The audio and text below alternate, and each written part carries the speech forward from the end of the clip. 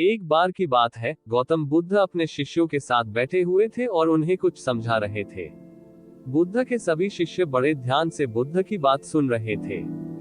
बुद्ध और उनके सभी भिक्षुओं ने देखा कि एक आदमी बहुत तेजी से उनकी ओर आ रहा है और वह आदमी बहुत गुस्से में है और कुछ बड़बड़ा रहा है। उस व्यक्ति को देखकर गौतम बुद्ध के कुछ शिष्यों को लगता है कि वह कुछ बुरा करने के लिए आ रहा है। इसीलिए गौतम बुद्ध के दो शिष्य दौड़कर उस आदमी के पास चले जाते हैं और उसे रोक लेते हैं। वह उस व्यक्ति से पूछते हैं कि तुम कौन हो और तुम्हें किससे मिलना है।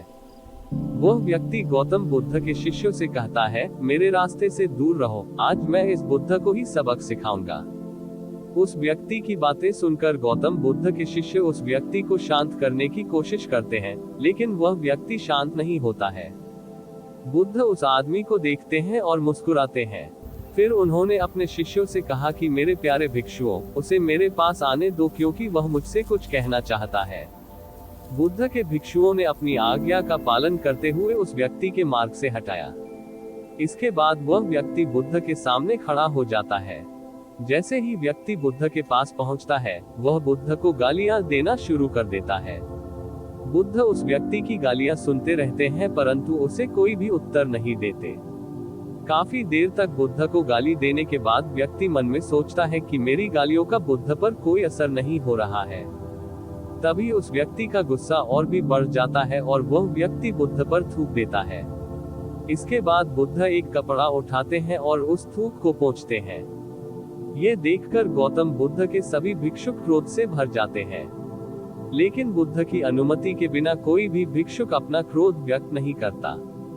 वह व्यक्ति फिर से बुद्ध पर थूकता है और बुद्ध फिर से कपड़ा उठाते हैं और थूक साफ करते हैं।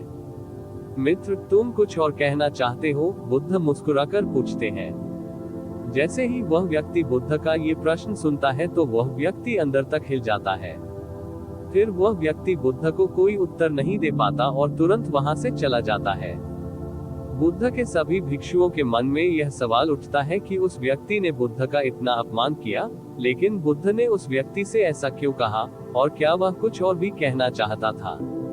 सभी भिक्षुओं में से एक भिक्षु बुद्ध से पूछता है कि आपने उस व्यक्ति से ऐसा क्यों कहा और क्या वह कुछ और भी कहना चाहता है, जबकि साफ था कि वह शख्स यहाँ कुछ कहने नहीं आया था, बल्कि आपका अपमान करने आया था। वह व्यक्ति बुद्ध का अपमान करके अपने घर तो चला जाता है, लेकिन पूरी रात सो नहीं पाता है। उसके मन में सिर्फ यही प्रश्न घूमता रहता है कि मैंने बुद्ध का अपमान किया, उन्हें गालियां भी दी, फिर भी उन्होंने मुझसे यह क्यों पूछा कि क्या मैं कुछ और कहना चाहता हूँ, जबकि वह उनका अपमान करने गया था। अगले दिन वह व्यक्ति सुबह जल्दी उठकर बुद्ध के चरणों में लेट जाता है। बुद्ध के सभी शिष्य ये देखकर आश्चर्यचकित रह गए कि जिस व्यक्ति ने कल बुद्ध का अपमान किया था वह आज रो रहा है और बुद्ध के चरणों में पड़ा हुआ है। बुद्ध उस व्यक्ति को उठाते हैं और उस व्यक्ति से कहते हैं, मित्र, क्या तुम कुछ और भी कहना चाहते हो? इसी बीच बुद्ध के एक भिक्षु ने बुद्ध को टोकते हुए उनसे पूछा, बुद्ध, कल जब यह व्यक्ति आपका अपमान कर रहा था तो आपने भी यही कहा था, क्या आपके पास कहने के लिए कुछ और है?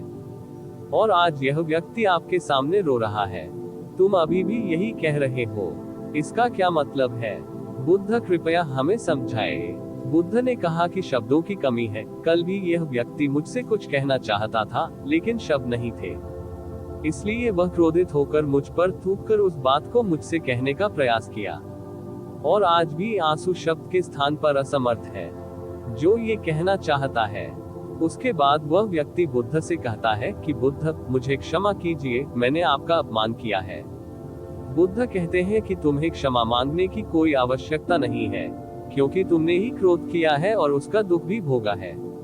आपने दूसरे को क्या नुकसान पहुंचाया? क्रोध एक आग की तरह है जो हम अपने हाथ में रखते हैं उसे किसी और पर फेंकने के लिए, लेकिन भूल जाते हैं कि उस अंगारे से पहले अपना हाथ जलता है।